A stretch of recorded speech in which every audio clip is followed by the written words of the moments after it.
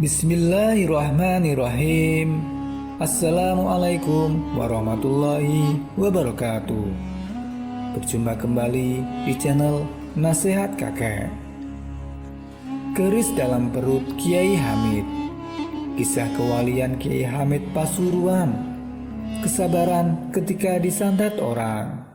Banyak orang yang mengenal Kiai Hamid dari segi kewaliannya, kesuhudannya, kewaroannya, kekaromahannya, dan lain sebagainya. Akan tetapi semua itu tak luput dari dua sifat yang khas dari beliau, yaitu kesabaran dan ketawaduan, yang memang menjadi sifat keseharian Kiai kelahiran Lasem tersebut. Waktu Kiai Hamid masih terbilang baru di kota Pasuruan, kehidupan beliau tidak secara tiba-tiba disegani, dihormati, dan dicintai oleh masyarakat. Banyak sekali orang yang hasut kepada putra Kiai Abdullah ini. Akan tetapi, itu semua tidak pernah diambil pusing oleh beliau. Sifat sabar dan penuh tawakal itulah yang selalu beliau pakai untuk menghadapi semua itu. Pernah pada suatu ketika, Kiai Hamid memanggil Kiai Haji Abdurrahman yang masih adik ipar beliau sendiri ke dalam kamarnya. Setelah masuk, Kiai Abdurrahman ini langsung duduk di depan Kiai Hamid yang sedang duduk di atas tempat tidurnya. "Man, kue arep tak kei weruh, tapi kue ojo ngomong nang sopo-sopo yo. Man, kamu mau aku beritahu, tapi kamu jangan bilang ke siapa-siapa ya," kata Kiai Hamid. "Inggih Kiai," jawab Kiai Abdurrahman singkat. Setelah menjawab demikian, akhirnya tak lama Kiai Hamid membuka baju yang dikenakannya.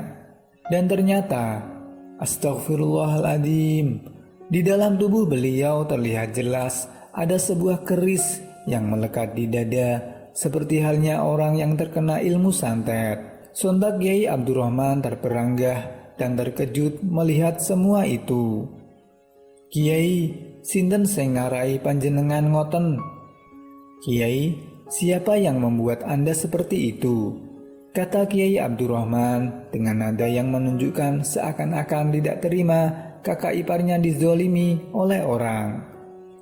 "Wes, kowe ora perlu weruh. Sing penting kowe ojo kondo sopo-sopo yo. Iku nusa nang ngarep. Lek ditakoki ngomongo ora ono apa-apa yo. Wes, saiki muleo." "Sudah, kamu tidak perlu tahu.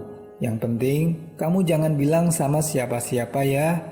Itu di depan ada Nusa," panggilan akrab Kiai Hamid kepada istrinya, Ibu Nyai Nafisah, di depan.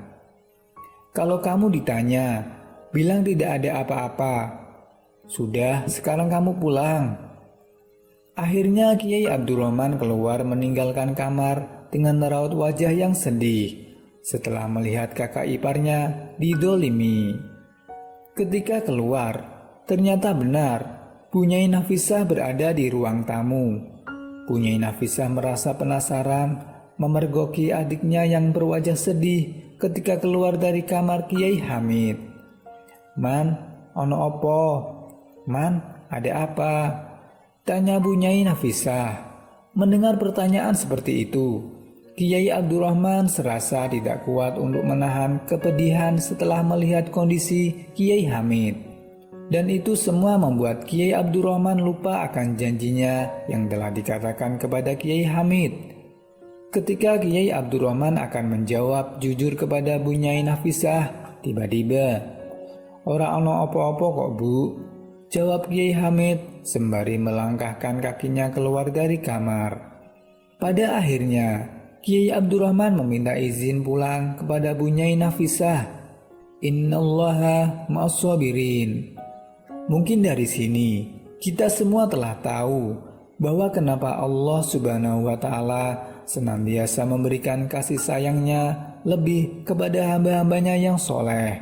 Dan kesabaran adalah sebuah kunci untuk menunjukkan kesuksesan. Itulah kisah keris dalam perut Kiai Hamid. Kisah kewalian Kiai Hamid Pasuruan. Kesabaran ketika disantet orang.